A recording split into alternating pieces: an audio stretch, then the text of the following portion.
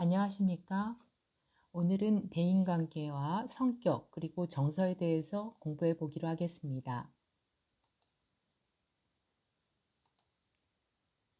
대인관계와 성격, 대인관계에서 영향을 미치는 개개인의 성격에 대한 공부를 시작하겠습니다.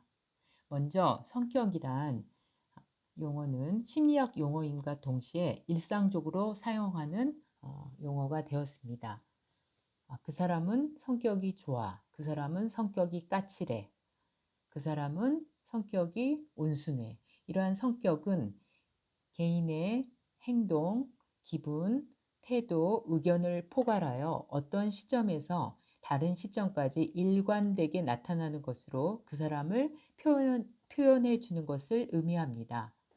원래 성격의 어원은 그리스 배우들이 쓰던 가면인 라틴어로 말하면 페르소나에서 유래되었습니다. 이 페르소나는 개인적인 내면의 특징뿐 아니라 외향적인 특징까지 포함하고 있습니다.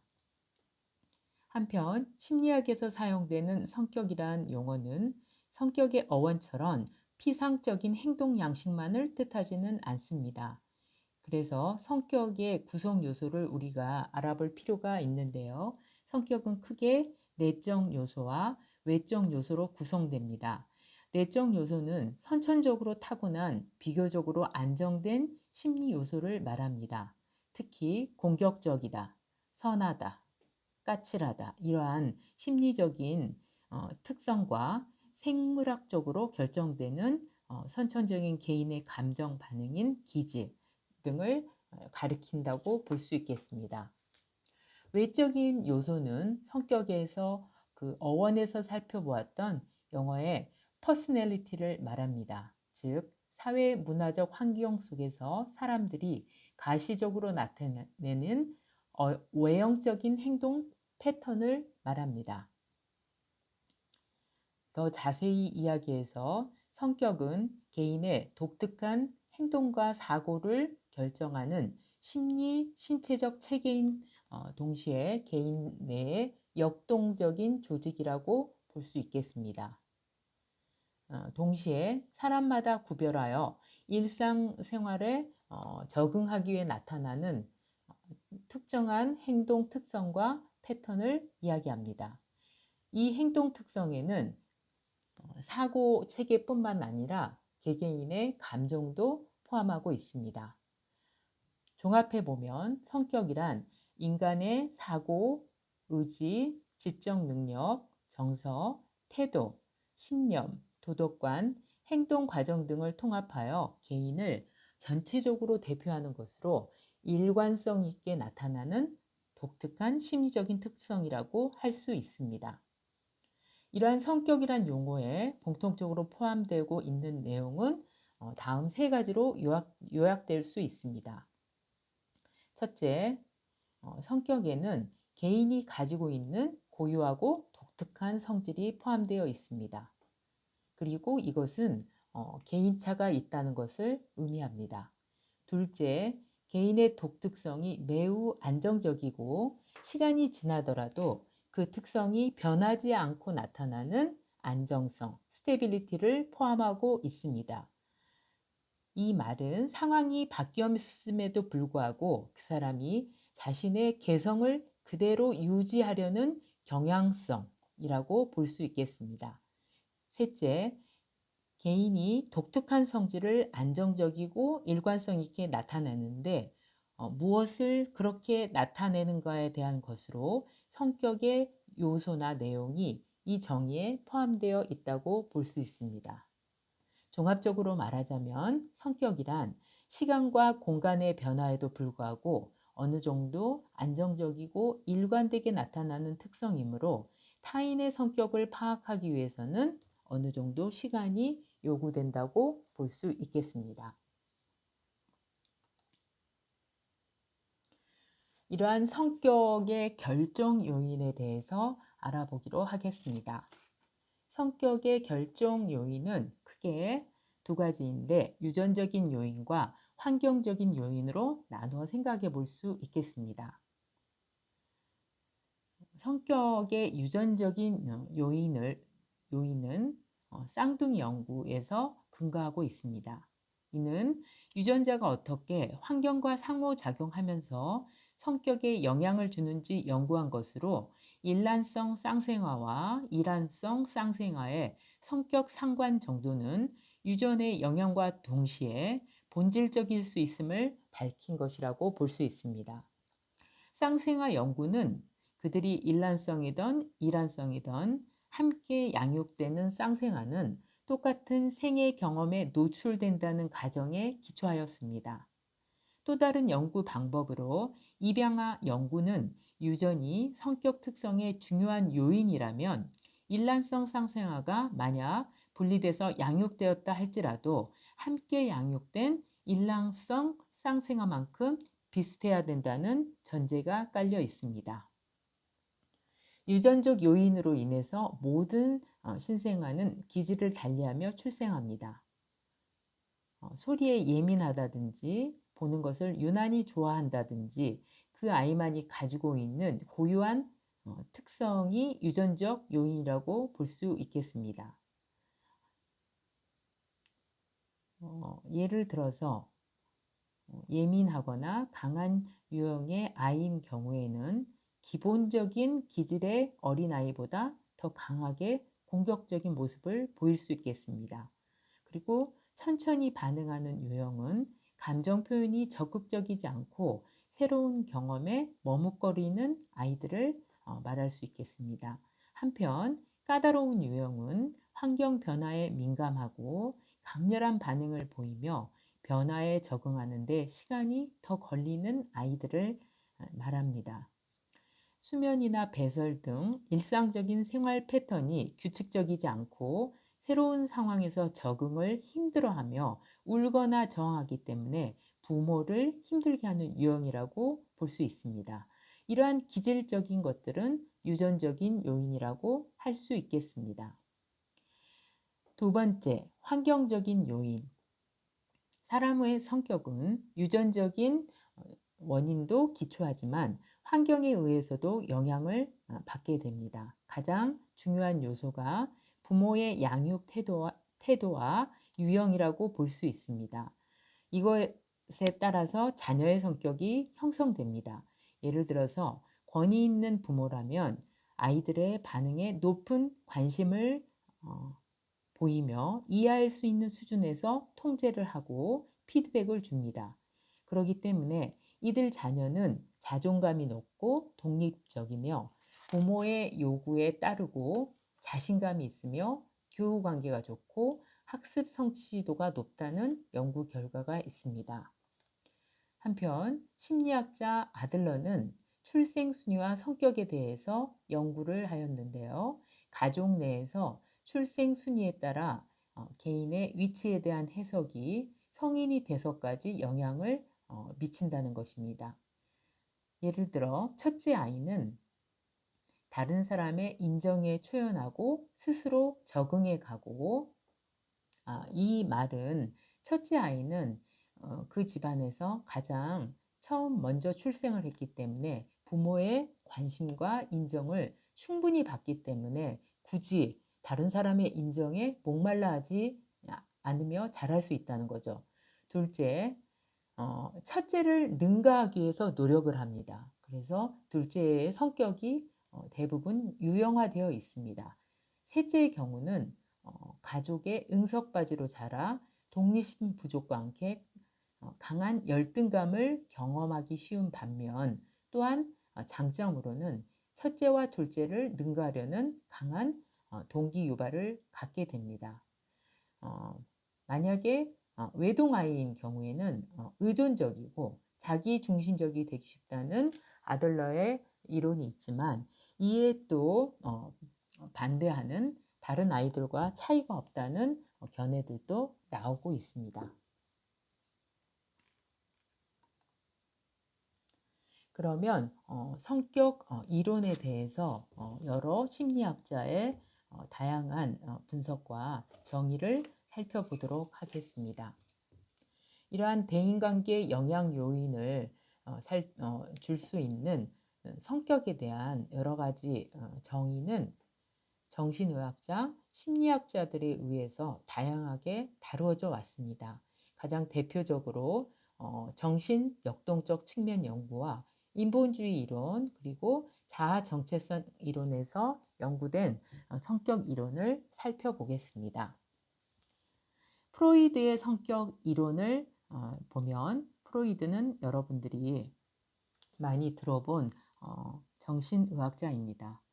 정신과 의사인데 이 프로이드는 현대 심리학에 가장 결정적인 영향을 미쳤고 지금까지도 그의 이론에 많은 결함이 있음에도 불구하고 그가 분석해 놓은 이 성격 이론, 정신구조 이론은 심리학뿐만 아니라 정신의학 그리고 사회복지 관련 학문에 많은 영향을 끼치고 있습니다. 프로이드는 성격을 정신분석적 차원에서 연구하였습니다. 간단히 말씀드리자면 성격을 지형학적 측면, 지리적 측면으로 생각하시면 됩니다.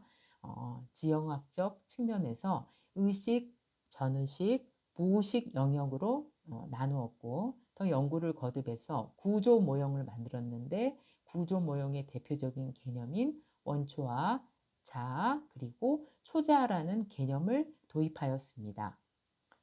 한편 지금 자각하는 마음의 부분을 conscious, 의식, 기억을 대표하는 마음 부분을 preconscious, 전의식, 그리고 직접적으로 자각할 수 없는 마음 부분인 unconscious, 무의식을 나누어서 분석하였습니다. 전의식은 쉽게 의식으로 가져올 수는 있지만 무의식은 욕망의 근원이 되고 불안, 갈등, 고통과 연결되는 충동과 감정, 사고의 창고, 저장고라고 이야기하였습니다. 그래서 의식과 전의식이 행동에 영향을 주지만 무의식보다는 덜 중요한 것이고 무의식은 성격에 중요한 작용이 발생하는 곳입니다.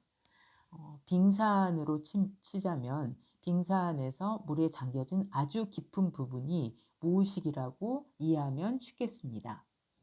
구조 모형이 되는 원초와 이드는 완전히 무의식에서 기능하며 모든 욕구는 즉각적으로 충족돼야 된다는 쾌락 원칙에 따라 작동하고 있습니다. 또한 비논리적이고 반도덕적이며 유아기에 억압된 개념으로 자아나 초자아에 에너지를 공급해 주고 있습니다. 그리고 자아, 에고는 내적 욕구와 충동과 함께 외부 현실을 고려한 현실 원칙을 따르고 불쾌감을 피하기 위해서 방어 기제를 사용하게 됩니다. 방어 기제는 여러 가지가 있지만 억압, 투사, 반동 형성, 대치, 퇴행, 고착, 승화, 부인, 합리화 등이 있습니다. 한편 초자, 슈퍼에고는 부모와 사회 가치를 구현하며 자아 이상과 양심으로 나뉘는데 자아 이상은 바람직한 행동상을 담고 있습니다. 그리고 양심은 부모가 승인하지 않고 처벌하는 행동이 어떠한 것인가에 대한 규칙으로 바람직하지 않는 행동상을 가지고 있습니다. 양심에 꺼린다고 그렇게 이야기를 많이 하죠. 프로이드는 사람들이 발달 과정 동안 특정한 갈등을 해결하면서 초자아가 발달한다고 보았습니다. 초자아가 발달하면 자아는 원초와의 욕망과 초자아의 도덕적 명령과 현실의 제약을 동시에 다루어 사회적으로 수용됩니다. 이 세 가지는 각각의 힘이 서로 갈등적이기 때문에 완벽한 조화는 불가능하지만 여기에서 효과를 발휘하는 자아의 능력을 자아 강도라고 중요하게 생각하였습니다. 자아 강도가 낮은 사람은 경쟁하는 각각의 힘들 사이에서 휩쓸려 다니는 반면에 자아 강도가 높은 사람은 이 압력과 갈등을 관리할 수 있게 됩니다.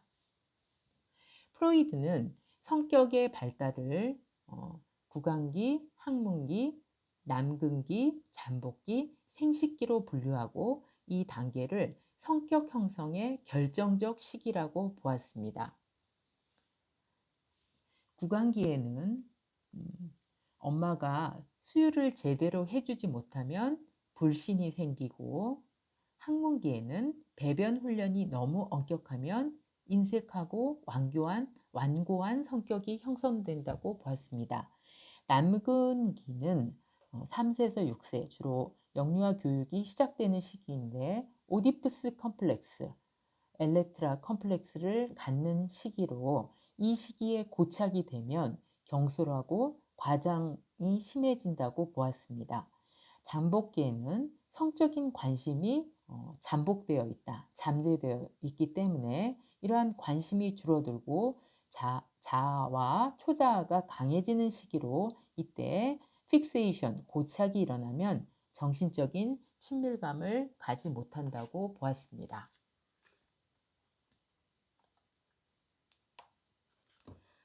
두 번째 대표적인 사회심리학적, 심리사역적 이론가인 에릭슨에 대해서 알아보겠습니다.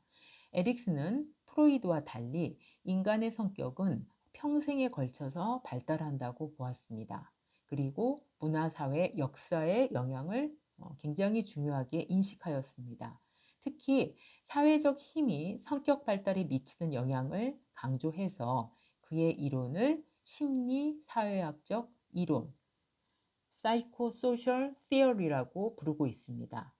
또 다른 특성은 인간의 전 생애에 걸친 발달과 변화 가능성을 강조하며 병리적인 것보다는 정상적이고 건강한 측면, 자아 정체감 확립의 중요성 및 문화 역사적 요인과 성격 구조의 관련성을 중시해서 연구하였습니다. 프로이드가 병리적인 것에 관심이 있고 사회 문화적 역사의 요인을 중요하게 생각하지 않는 반면에, 에릭슨은 정상적이고 건강한 측면과 자아 정체감, 그리고 역사, 사회, 문화적 요인과 성격 구조의 관련성을 중요하게 생각했다는 대조점이 있습니다. 에릭슨은 생리적 성숙과 단계별로 개인에게 부과된 사회 요구로 인해 위기에 직면할 때 그 위기를 극복하면 건강한 자아 발달이 이루어진다고 보았습니다. 그래서 그 과정을 8단계로 나누게 되었습니다. 출생에서 1세에 해당되는 그 시기에는 그 과업이 신뢰감과 불신감이라는 이 대조적인 측면이 있습니다. 유아는 주로 주 양육자, 어머니일 수도 있고 할머니일 수도 있고, 또 다른 돌보는 사람과 함께 사회적 관계를 맺습니다. 이때 어머니와 주위 사람들에게 일관성 있는 지지를 받는다면 신뢰감이라는 과업을 달성하고, 이것이 다른 사람들에게도 신뢰감을 갖고 자신에게도 신뢰감을 갖는다는 것입니다. 배가 고프면 먹여주고, 놀라거나 고통스러울 때 자기를 안심시켜 줄 거라고 믿는 것입니다. 그러므로 어머니 또는 주 양육자가 아기의 욕구에 민감하게 반응해주고, 어머니 자신이 자기에 대한 신뢰를 가지고 아기를 돌봄으로써 자녀로 하여금 신뢰감 형성을 돕게 됩니다. 이것이 실패하게 되면 불신감을 얻게 되는 거죠. 두 번째 단계는 2세에서 4세에 해당되는 시기로, 이때의 과업은 자율감을 획득하느냐 아니면 반대로 수치감을 갖느냐의 시기입니다. 이 시기는 혼자 걸을 수 있고 의사 표현을 간단히 말로 표현하고 가장 중요한 배변 훈련을 받는 시기입니다. 그래서 신체적으로나 심리적으로 부모와 관계에서 유아 자신의 욕구와 갈등과 충돌이 일어나게 됩니다.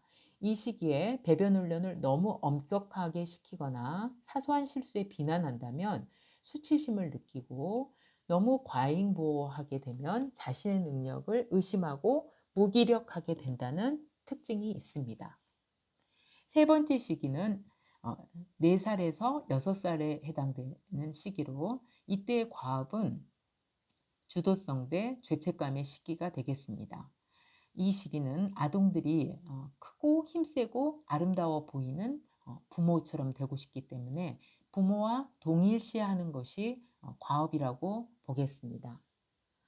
이 부모와 동일시를 잘 하게 되면 아이들이 주도성이 발달이 되고 만약에 이 시기에 너무나 많은 간섭이나 반대를 하게 되면 자녀는 좌절과 죄책감을 느끼게 된다고 합니다. 네 번째 시기는 6세에서 12세 주로 초등학교 연령 시기가 되겠죠. 이 시기는 학교 생활을 통하여 문화에 대한 기초 기능을 배우고 지적 능력을 개발할 뿐만 아니라 또래 친구와 사귐을 통해서 사회생활에 필요한 기술을 익히는 시기입니다. 아동은 학교에서 그 사회가 요구하는 기술과 지식을 배우고 성공적인 경험을 통해 능력과 숙달감, 근면감을 느끼게 됩니다. 한편 이때 과업이 실패한다면 열등감과 자기는 아무 곳에서 쓸모없다는 느낌을 갖게 된다고 합니다.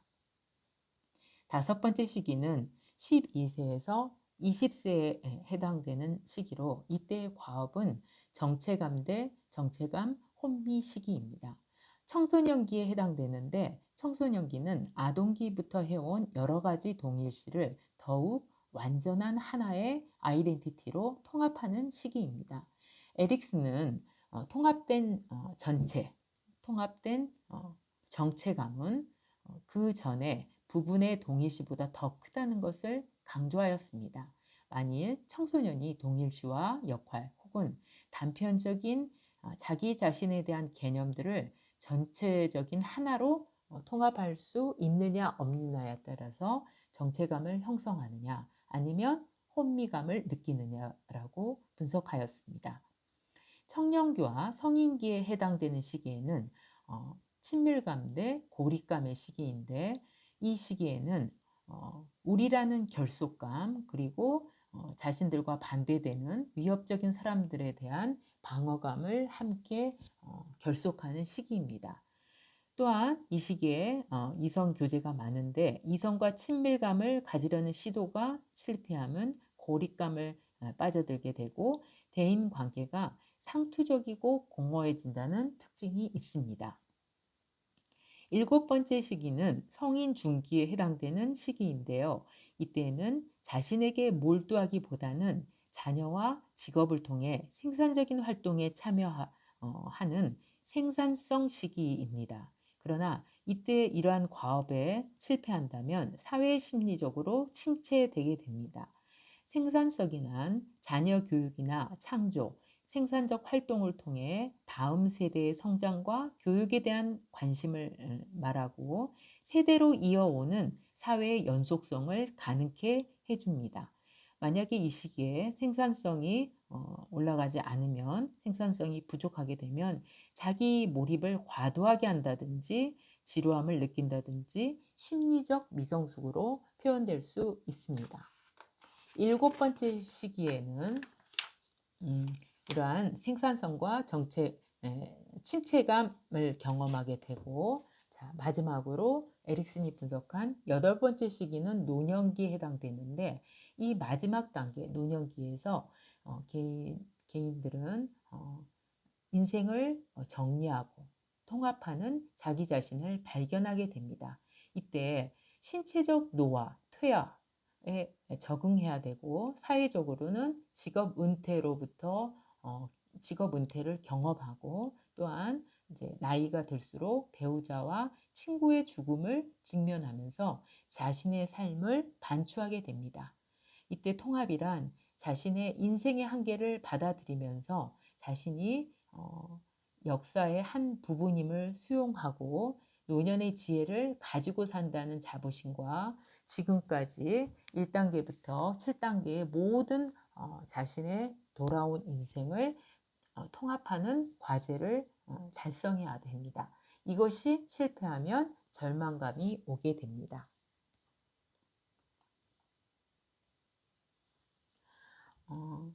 오늘은 대인관계와 성격 중에서 대인관계에 영향을 미치는 성격의 의미, 그리고 성격의 결정 요인, 성격 이론학자들 중에서 프로이드와 에릭슨의 심리사회적 이론에 대해서 살펴보았습니다. 여러분 수고하셨습니다.